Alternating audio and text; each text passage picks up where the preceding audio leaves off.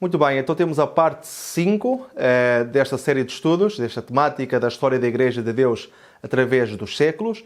Já analisamos 4 e hoje estamos a continuar o estudo sobre as 7 igrejas do Apocalipse, que nós sabemos têm, como temos dizendo até agora, uma amplitude e um paralelismo para o futuro, enquanto João escrevia para as igrejas da Ásia Menor, também tinham uma amplitude e um paralelismo então com os períodos proféticos da Igreja de Deus. Então hoje a igreja que vamos estudar, ou o período profético da igreja que vamos estudar, é a igreja de Sardes. Aqui vocês podem ver ruínas desta cidade, que se encontra ali na Turquia, como já disse anteriormente. Podem visitar estas ruínas.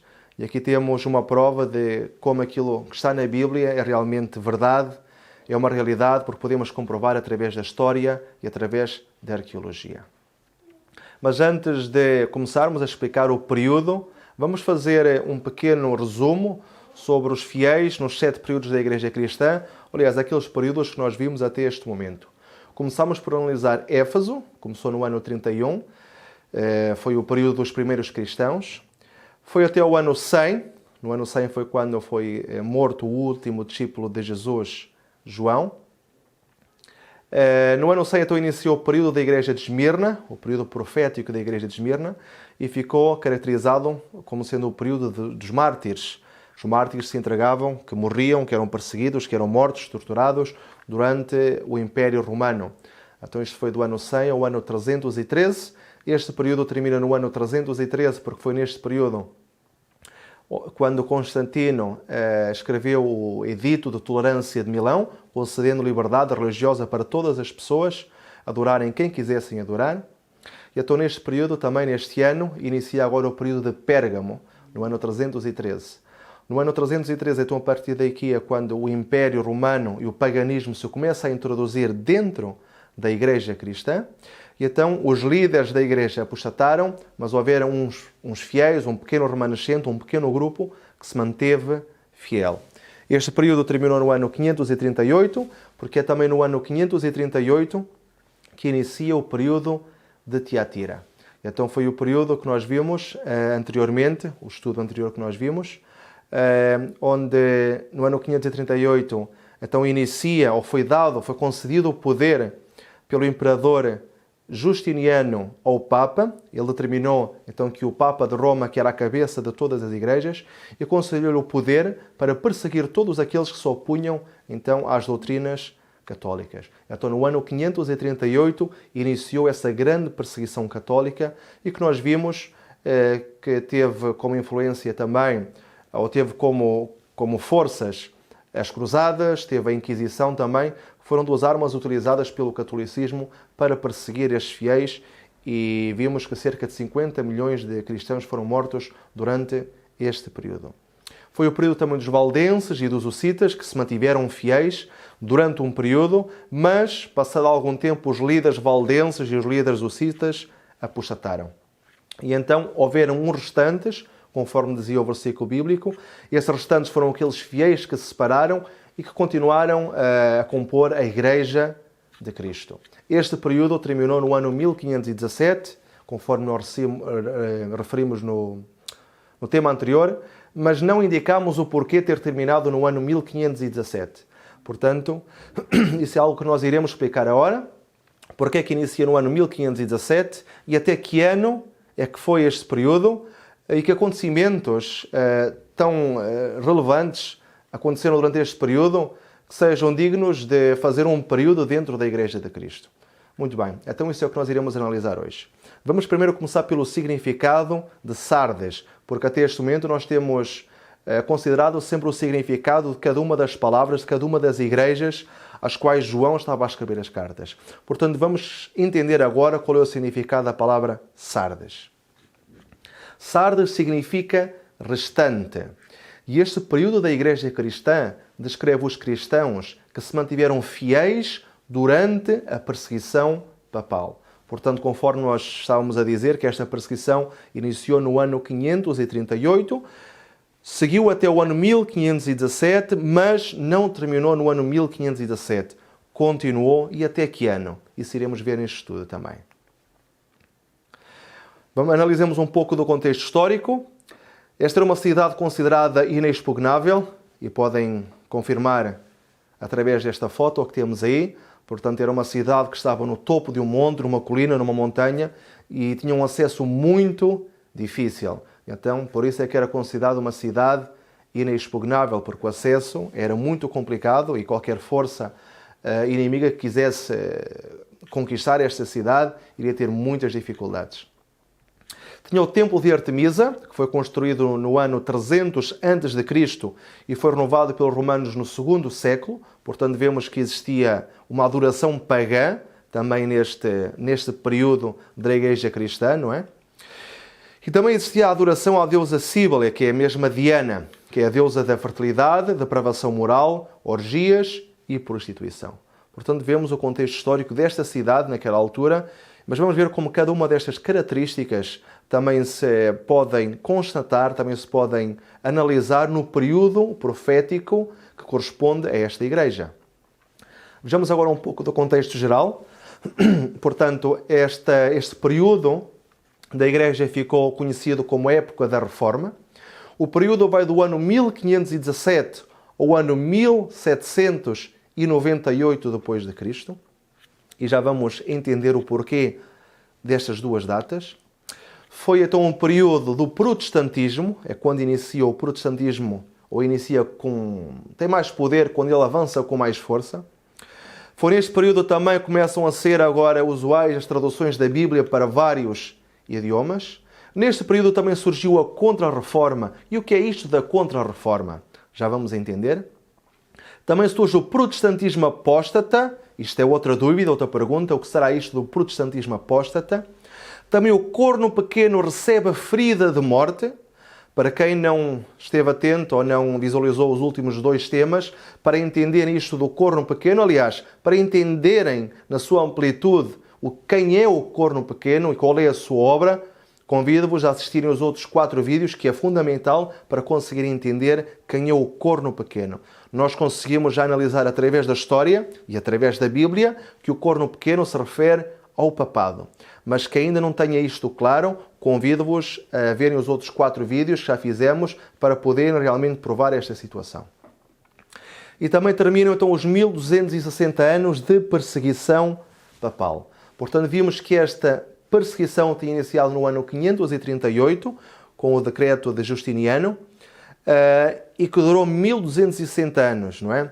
Agora nós vamos analisar porque 1260 anos e vamos analisá-lo através da Bíblia, vamos confirmá-lo através da Bíblia. Agora, vamos, como temos feito sempre em todos os períodos da Igreja, ver aquilo que Jesus diz a João para escrever. E geralmente há sempre um elogio e uma censura para os fiéis deste período da Igreja. E então vamos ver qual foi o elogio primeiramente. Em Apocalipse, capítulo 3, versículo 4, diz: Mas também tens em Sardes algumas poucas pessoas que não contaminaram suas vestes, e comigo andarão de branco, porquanto são dignas disso. Então aqui vemos o elogio. Poucas pessoas, quer dizer que a maior parte das pessoas se contaminaram com as falsas doutrinas que estavam a introduzir-se dentro da Igreja, inclusivamente, como nós vimos no período anterior, os valdenses e os hussitas, que eram aqueles que estavam a levar a verdade de Deus e que representavam a Igreja de Deus naquela altura, também eles, a maior parte deles, os líderes, acabaram por se render ao catolicismo e existiram, conforme diz então o texto bíblico, algumas poucas pessoas que não contaminaram as suas vestes. Muito bem, este não contaminar as suas vestes simboliza que não contaminaram a pureza da doutrina do Evangelho, não é? Portanto, existiam poucas pessoas que ainda mantinham aquela doutrina verdadeira e que ainda lutavam para defender a verdade de Deus. E então este é o elogio de Jesus para os fiéis, para os cristãos verdadeiros daquela altura. Mas existe também uma censura. E a censura nós podemos ver em Apocalipse, capítulo 3, versículos 1 a 3, que diz: E ao anjo da igreja que está em Sardes escreve: Isto diz o que tem os 7 Espíritos de Deus e as 7 estrelas. Conheço as tuas obras, que tens nome de que vives, estás morto. Sê vigilante e confirma os restantes que estavam para morrer, porque não achei as tuas obras perfeitas diante de Deus. Lembra-te, pois, do que tens recebido e ouvido, e guarda-o e arrepende-te. Então aqui temos algo muito interessante. E no início dos versículos tem alguns símbolos como o anjo da igreja que está em Sardes, os 7 Espíritos de Deus, as 7 estrelas. Nós já vimos alguns destes símbolos no início deste estudo, mas alguns deles eu não vou estar a explicar aqui, mas temos também um estudo sobre Apocalipse. Se quiserem assistir, podem também ver aqui no canal do YouTube, podem confirmar esse estudo e podem analisar todos estes símbolos e entenderem melhor todas as profecias de Deus. E é muito importante nós entendermos isto, porque nos tempos em que nós vivemos, e quanto mais nos aproximamos do final dos tempos e do fim deste mundo, tal como é importante nós sermos conhecedores das profecias que o Senhor deixou para os finais deste tempo. Portanto, convido-vos também a assistirem a esse estudo sobre o Apocalipse. E então a censura é: conheça as tuas obras, que tens nome de que vives e estás morto. Ou seja, tens nome de cristão, fazes passar por cristão, mas não és um cristão verdadeiro. Tu estás morto. O teu cristianismo é morto. E então há esta censura. Tens esse nome de Cristo, mas tu não mereces esse nome, porque a tua fé é morta, as tuas doutrinas são falsas e aquilo que tu ensinas não é conforme a palavra de Deus. E então diz: ser vigilante e confirma os restantes, porque não achei as tuas obras perfeitas diante de Deus. Portanto, as obras destes cristãos, ou destes supostos cristãos a quem Jesus faz esta censura, diz que as obras não foram perfeitas diante de Deus. E então o Senhor agora faz um chamado e diz: lembra-te, pois, daquilo do que tens recebido e ouvido, e guarda-o. Guarda-o, aquilo que tu recebeste, aquilo que tu ouviste, essa verdade que foi dada pelos cristãos verdadeiros, por Jesus, pelos apóstolos. Jesus diz: guarda isso, fica atento àquilo que tens recebido e ouvido e guarda-o e arrependa-te. Portanto, há um chamado de Deus a um arrependimento, porque se não houver esse arrependimento, existiria uma condenação para todas estas pessoas que se tinham afastado de Deus. Portanto, esta é a censura feita para os cristãos ou para os supostos cristãos que viveram durante este período.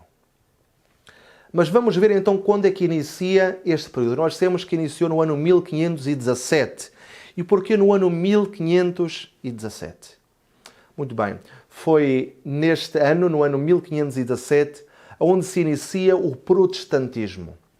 Este período inicia com um grande despertar religioso, fruto das 95 teses que Martinho Lutero pregou nas portas da igreja de Wittenberg, na Alemanha.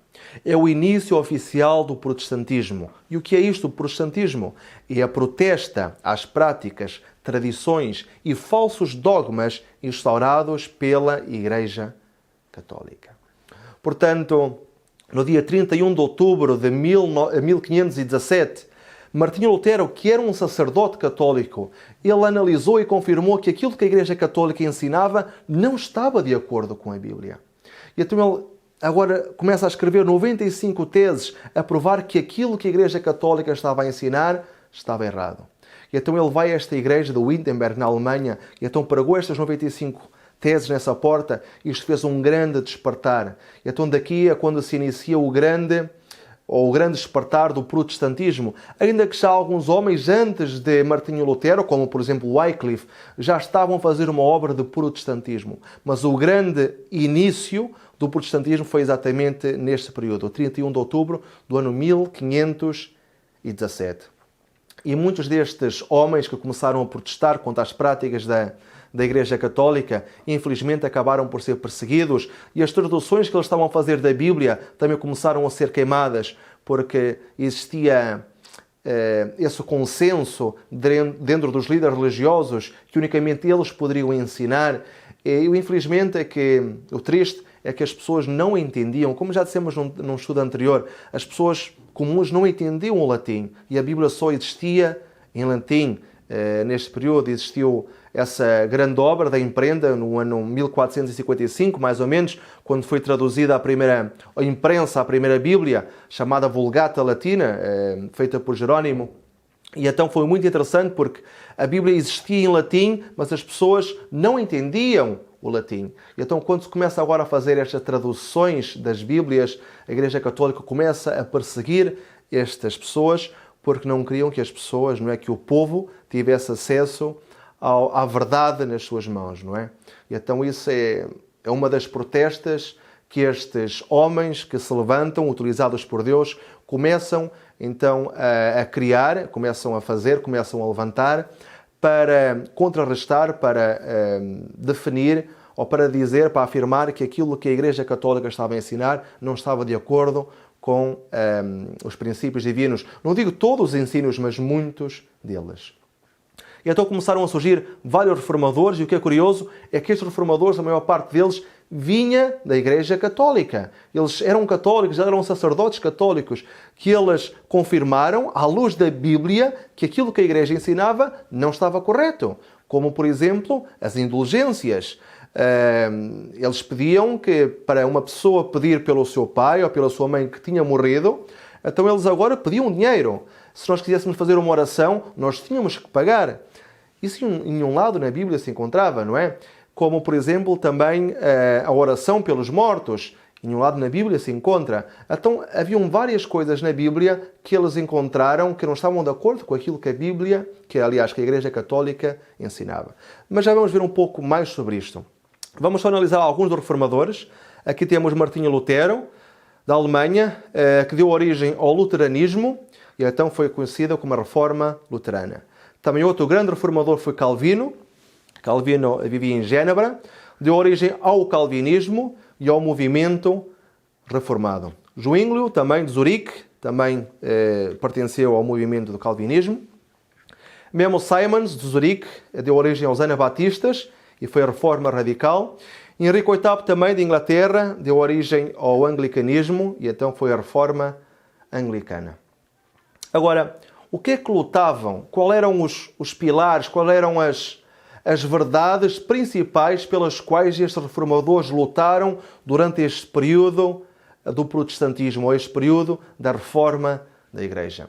Existiram 5 pilares fundamentais, 5 pilares da reforma protestante em que estes grandes reformadores se basearam para provar que aquilo que a Igreja Católica estava a ensinar não era verdade. Vamos então ver e analisar quais foram estes 5 pilares.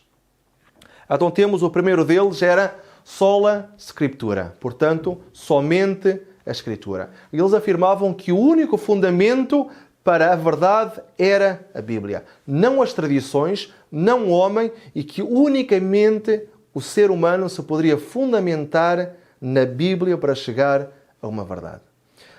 A Bíblia é a única regra suficiente e infalível para os temas que governam a vida e a doutrina. Esta era a sua arma, a sua frase, o que eles defendiam. Portanto, que a Bíblia era a única regra e que era suficiente e infalível. Não é como o homem, a Bíblia é infalível. E então para os temas que governam tanto a vida como a doutrina. O segundo pilar era solos Christus, portanto, somente Cristo. Então afirmavam que Cristo era o único mediador. Porque Jesus é o único mediador entre Deus e o homem. A salvação apenas é possível por sua morte e ressurreição. Portanto, diziam que não existia outro mediador, que não poderia ser o Papa, que não podia ser um sacerdote, que não podia ser Maria, que o único mediador que existia entre o homem e entre Deus, entre a terra e entre o céu, era Jesus Cristo. Que Jesus Cristo é a ponte e que ninguém poderia assumir-se como o substituto de Cristo, porque apenas Cristo, através de Cristo, é que nós podemos alcançar a salvação. Depois tínhamos o outro pilar que era solo gratia, portanto, somente a graça, que era o único método para alcançar a salvação.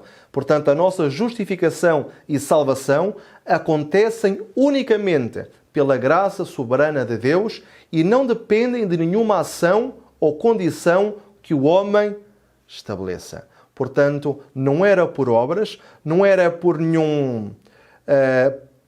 por pertencer ou por participar, aliás, em procissões, não era por ir a Roma, não era por pagar pelas orações, não era pelas indulgências, não. Era unicamente pela graça de Deus que o homem poderia também chegar a ser salvo. Não existia nada que o homem pudesse fazer que lhe desse essa condição ou que o permitisse ser salvo por ele próprio. Não. Unicamente a graça de Deus pode permitir que o homem chegue a ser salvo. O quarto pilar era a sola fide, portanto, somente a fé, e a fé então era o único meio. A nossa justificação perante Deus acontece unicamente pela fé em Cristo e não por obras. Portanto, não eram as obras que levavam o ser humano a ser salvo, como já dissemos anteriormente. Não existia nada que o homem pudesse fazer que merecesse, que fosse merecedor de aceitação no céu. Conforme diz na Bíblia, diz que todas as nossas justiças são como trapos de imundícia. Portanto, unicamente através da fé em Cristo, acreditando que Jesus é o nosso Redentor, o nosso Salvador e o nosso substituto, unicamente com essa fé é que nós também poderíamos alcançar a salvação. E o quinto ponto, soli Deo glória, portanto, somente a Deus a glória. E esta devia ser a única ambição do homem. Toda a glória e honra devem ser dadas unicamente a Deus. E porquê? Porque dentro do catolicismo dava-se honra e glória tanto a sacerdotes como a papas e muito mais, não é? Portanto, eles vêm dizer que a honra e a glória unicamente deve ser dada a Deus. Não se deveria andar a beijar os pés dos papas, as mãos dos papas, porque o papa unicamente é um homem. Então, unicamente a Deus se deveria dar a glória. E estes foram os 5 pilares fundamentais pelos quais os reformadores lutaram e que o provaram através da Bíblia, não é? Mas, infelizmente, a Igreja Católica poderia ter uma oportunidade de se arrepender e não se arrependeu. E tomem atenção, porque eu quando falo de Igreja Católica, eu falo de um sistema, falo de uma liderança. Eu não estou a falar das pessoas sinceras que se encontram dentro do catolicismo, porque eu acredito que existem milhões de pessoas que pertenceram à Igreja Católica que irão ser salvas, porque são fiéis, são verdadeiros nas suas crenças, não é? Mas, infelizmente, aquilo que a Igreja Católica ensina, muitas dessas crenças estão equivocadas, estão mal e não se encontram na Bíblia, são tradições de homens. Portanto, estas outras pessoas que pertencem à Igreja Católica e que são fiéis naquilo que acreditam, mas que infelizmente não têm toda a verdade, essas pessoas serão salvas também, se Deus assim o entender, não é? Portanto, quando eu falo da Igreja Católica, atenção, falo de um sistema e eu não falo das pessoas honestas e pessoas de bom coração e de boa índole que existem dentro desta mesma denominação. Mas enfim, então estes foram os 5 pilares pelos quais estes grandes reformadores lutaram e deram a entender às pessoas que a Igreja, existente naquela altura, que estava equivocada, não é? Mas a Igreja Católica, então, não se arrependeu. Em vez de terem aceito essas mensagens que tinham vindo de Deus, a Igreja, infelizmente, optou por outra postura. E então houve uma resposta. E vejamos então a resposta da Igreja Católica. Qual terá sido esta resposta da Igreja Católica para esta reforma protestante? Para esta protesta que era feita a estes ensinos da denominação católica? Então a resposta da Igreja Católica foi a Contra-Reforma. Portanto, isto foi no Concílio de Trento, no ano 1545, que os grandes líderes da Igreja Católica se reuniram para ver então o que é que poderiam fazer para combater a Reforma Protestante. E então o nome que isso teve foi a Contra-Reforma. Portanto, o que é a Contra-Reforma? É a resposta da Igreja Católica aos protestantes, a tudo aquilo que eles vinham a ensinar. Quais foram os princípios desta Contra-Reforma? Então, a validez da salvação por obras, enquanto os protestantes diziam que não, que a salvação não era por obras, mas era pela fé em Jesus, e por essa fé, então agora a graça, quando nós aceitávamos Jesus por fé, então agora a graça estava ao nosso dispor. Então, a Igreja Católica vem validar a salvação por obras e diz então que as obras que o ser humano aqui faz, então que têm valor perante o céu. Foi também o culto a Maria e os santos, portanto, continuou a validar este culto a Maria e os santos, portanto, não deu importância ao segundo mandamento que diz: não farás para ti imagens de semelhança de nada que está nos céus, na terra, nem debaixo dos mares. Continua a adorar imagens e continua a cultuar Maria. Portanto, enquanto que os protestantes diziam que não, que o único digno adorador era Deus e que o único meio, o único mediador que era Jesus, porque Jesus é que foi vencedor aqui na terra, eles vêm dizer então que Maria também é mediadora. Então deram a primazia do Papa, reforçaram esta ideia da primazia do Papa, que ele continuava a ser o Todo-Poderoso aqui na terra e que ele era Jesus, que ele era Deus, aliás, que ele era um Deus aqui na terra. Validaram também a hierarquia eclesiástica, afirmando que, portanto, os líderes religiosos católicos é que tinham um poder e aqueles que eram protestantes que não tinham nenhuma ligação com os primeiros papas, e então, desta maneira, eles não tinham nenhum poder para sequer afirmarem aquilo que estavam a afirmar. E então validaram também os sacramentos, todos estes sacramentos, todas essas tradições do homem, eles vieram validar. Em vez de validarem a Bíblia, os seus ensinos, começaram então agora a dizer que aqui os sacramentos e as tradições da Igreja Católica que estão acima da própria Bíblia, que estão acima da própria Palavra de Deus. Então começaram também, para provar tudo isto, a utilizar uma única fonte, e então começaram a utilizar como única fonte, como única Bíblia verdadeira, a Vulgata Latina, e então esta foi a única versão da Bíblia aceita. A Vulgata Latina foi uma tradução produzida pelos próprios católicos, não é? E então esta Vulgata Latina chegou a ser a única versão da Bíblia aceita pelos católicos. E porquê? Porque tinham certos livros, como os livros deuterocanónicos, são aqueles livros que foram provados que não foram inspirados por Deus, e onde eles então, através desses livros históricos, e muitos deles com afirmações hereges, comprovavam todas as afirmações que eles queriam ensinar. Claro que esses livros, a única igreja que aceita esses livros é a Igreja Católica, não é? Mais nenhuma igreja, mais nenhuma denominação religiosa aceita esses livros. E então fizeram também certas reformas.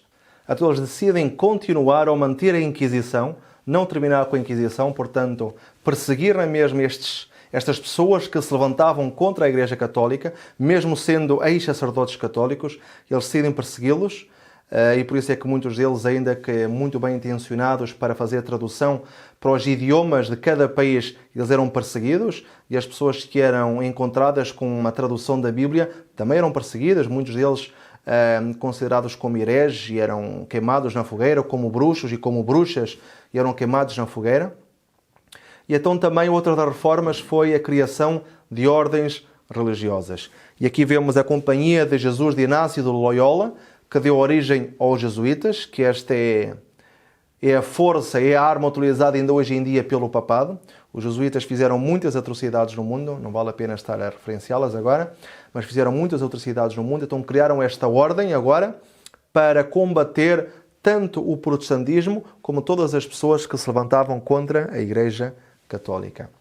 E os jesuítas atuaram tanto a nível físico como também a nível espiritual, portanto ensinando e infiltrando-se em várias denominações religiosas para mudarem os seus dogmas e as suas doutrinas. E outra ordem foi a ordem dos Carmelitas de Teresa de Ávila, que também foi outra ordem que a nível espiritual principalmente teve muita influência e que levou muitas pessoas ao engano, não é? Portanto, isto foi tudo aquilo que a Igreja Católica praticou nesse período como resposta, então, ao protestantismo. E qual terá sido este resultado da Contra-Reforma iniciado pela Igreja Católica?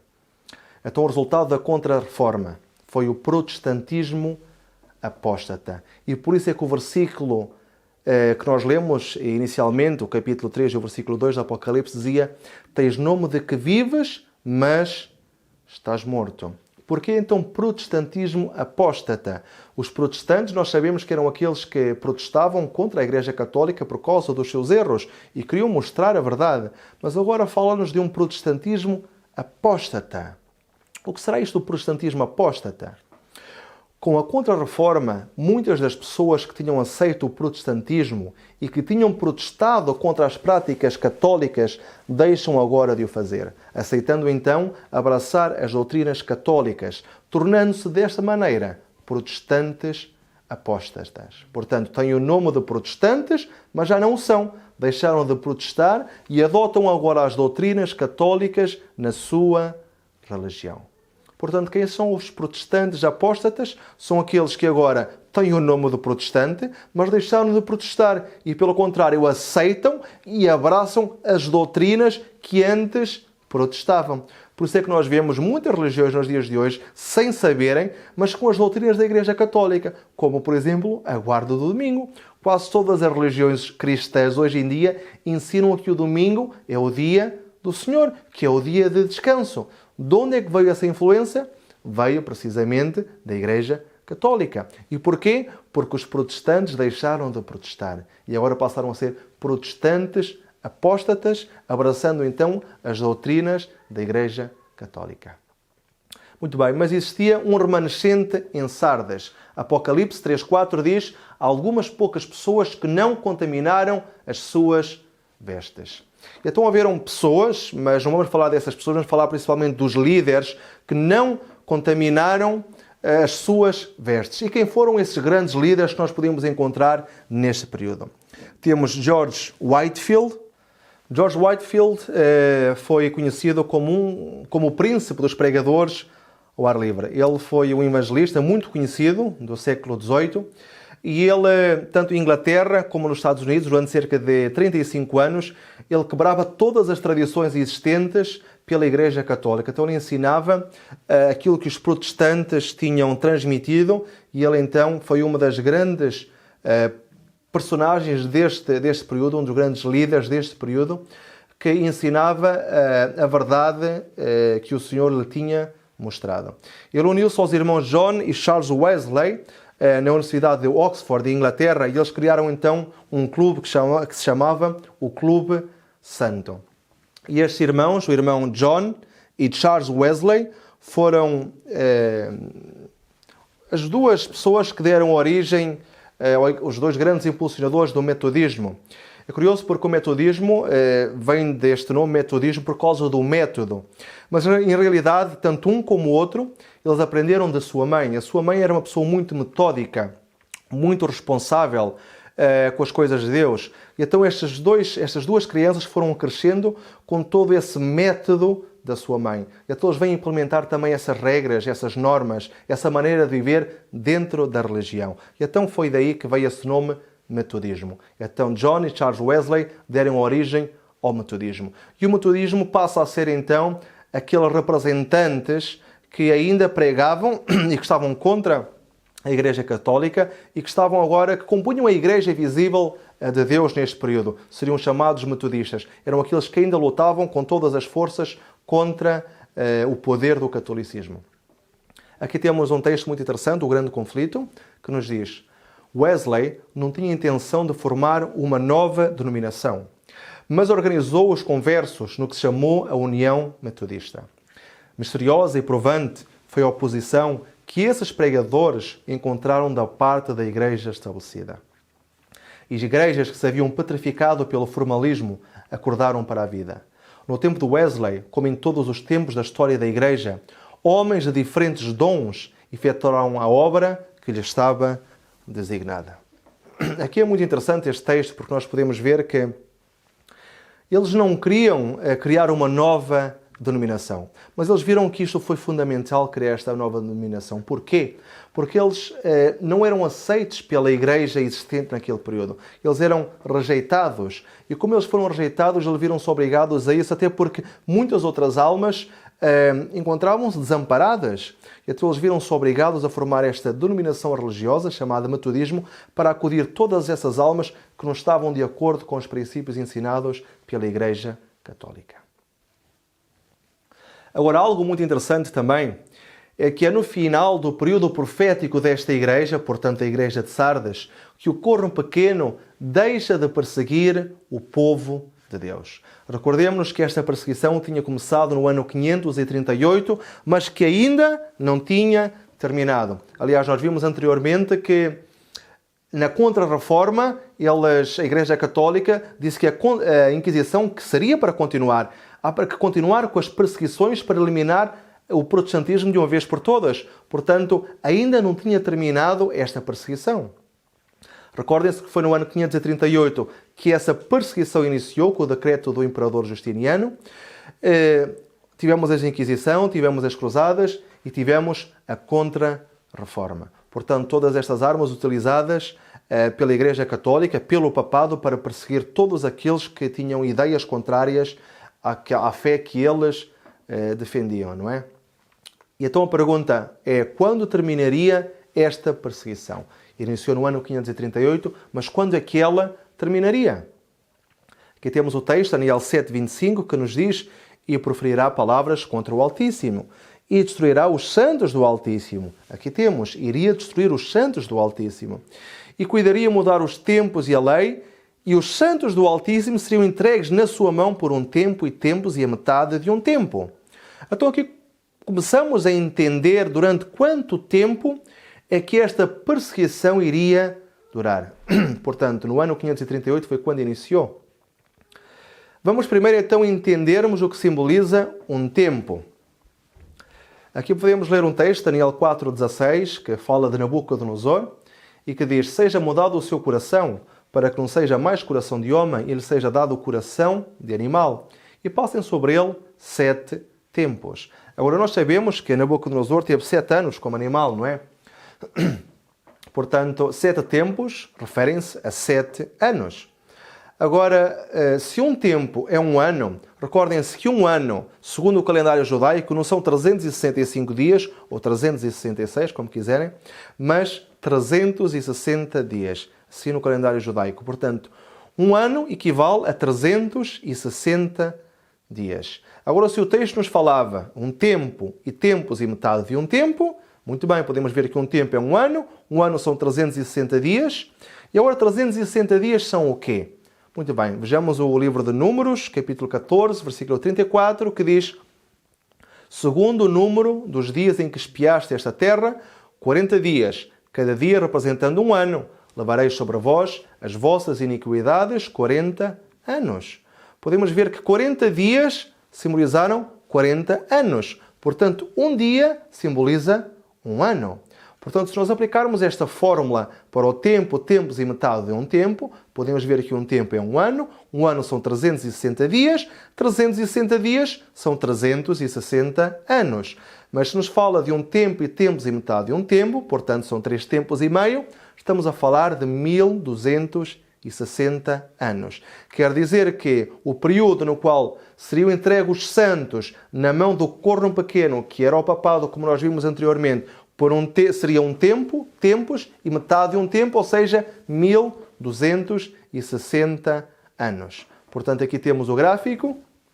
No ano 538 é quando se inicia a perseguição, quando os ostrogodos foram derrotados, então terminou o último reino ariano e inicia a perseguição. Houve 1260 anos de supremacia papal e então terminou no ano 1798 depois de Cristo. Por que terminou no ano 1798? Foi quando esta besta, que é simbolizada também no livro do Apocalipse como uma besta, recebeu a sua ferida de morte. Então o Papa Pio VI foi levado como prisioneiro pelo general Berthier, a mando de Napoleão Bonaparte, e foi preso e passado 1 ano, 2 anos, ele terminou por morrer na prisão. Quer dizer que durante este período, até 1798, foram estes 1260 anos de supremacia ou de perseguição papal. Terminou neste ano, porque então foi quando o Papa deixou de ter o poder, todas as terras lhe foram confiscadas e, inclusivamente, os colégios que eles tinham de sacerdotes e de cardeais foram fechados também. Portanto, o papado deixou de ter poder. E então termina esta perseguição. E aqui temos em amarelo vários textos que fazem alusão a estes mesmos 1260 anos. Portanto, o Daniel 7:25 que já lemos, o Daniel 12:7 diz exatamente a mesma coisa, Apocalipse 11:2 fala-nos de 42 meses, que se fizerem as contas também são 1260 anos. Temos Apocalipse 11:3 e 12:6 que nos fala 1260 dias, que um dia é um ano, são 1260 anos, e temos também Apocalipse 12:14 e Apocalipse 13:5, que nos dão a mesma referência. Portanto, através deste texto nós podemos realmente comprovar que houve esta perseguição que durou 1260 anos. E através da história também podemos realmente afirmar que este período existiu realmente e que a profecia é correta. Portanto, no ano 538 então inicia a perseguição pelo Papa Justiniano. Vimos que houveram mais de 50 milhões de cristãos que morreram. As cruzadas tornaram-se uma arma letal pelo papado frente aos seus inimigos. Depois temos também o Papa Gregório, que iniciou então a Inquisição, organizou oficialmente a Inquisição para perseguir a todos os fiéis. Temos aqui a morte de João Hus e Jerónimo por causa da sua fé e por causa de não estarem de acordo com aquilo que a Igreja Católica defendia. Temos o massacre de São Bartolomé, onde foram assassinados cerca de 70 mil cristãos. E então, em 1798, Napoleão e o seu exército levou cativo o Papa Pio VI, que mais tarde morreu no exílio, não é? Portanto, este é todo o período da perseguição que nós vimos da Igreja Católica. E então é aqui que nós vemos a ferida de morte do corno pequeno. E como eu disse anteriormente, há um texto em Apocalipse que fala precisamente sobre isso, e eu gostaria de ler convosco. E eu pus-me sobre a areia do mar, e vi subir do mar uma besta, que tinha 7 cabeças e 10 chifres, e sobre os seus chifres 10 diademas, e sobre as suas cabeças um nome de blasfémia. E a besta que vi era semelhante ao leopardo, e os seus pés como os de urso, e a sua boca como a de leão. E o dragão deu-lhe o seu poder e o seu trono e grande poderio. E vi uma das suas cabeças como ferida da morte, e a sua chaga mortal foi curada, e toda a terra se maravilhou após a besta. Portanto, aqui temos realmente a comprovação de que como esta besta, como este poder, recebeu a sua ferida de morte no ano 1798. Portanto, este é o período, ou são os acontecimentos deste período, do ano 1517 ao ano 1798, então que simboliza o período da Igreja de Sardes, os cristãos da Igreja de Sardes. Mas antes de terminar, vamos só recapitular estes 7 períodos novamente. Então temos o período de Éfeso, do ano 31 ao ano 100, o período de Esmirna, do ano 100 ao ano 313, do ano 538 ao ano 1517, onde tínhamos Tiatira, e agora temos Sardes, então, do ano 1517 ao ano 1798. Então, foi o período dos protestantes, mas também os protestantes apóstatas caem, e agora umas poucas pessoas, conforme dizia o texto bíblico, seguem avante. São aqueles que se mantêm fiéis, e então aqui nós identificamos os metodistas. Como no período anterior, também houve os restantes, não é? Os fiéis que se separaram. Portanto, nós podemos comprovar que existe sempre um pequeno remanescente quando uma igreja, ou quando um período entra em apostasia, um período profético de uma igreja cristã, ou uma igreja que simboliza esse período profético, entra em apostasia, que há sempre um pequeno remanescente que se mantém fiel. Isso é visível em quase todos os períodos da igreja cristã, não é? Portanto, este período então termina no ano 1798, e 1798 vai iniciar outro período muito importante da Igreja. Que período é esse? Que eventos importantes aconteceram? Quando é que terminou? E porquê é que terminou? E porquê é que inicia então este período nesta data tão importante? E qual é o simbolismo dessa Igreja? Acompanhe-me no próximo estudo para podermos analisar tudo isto. Que Deus te abençoe grandemente.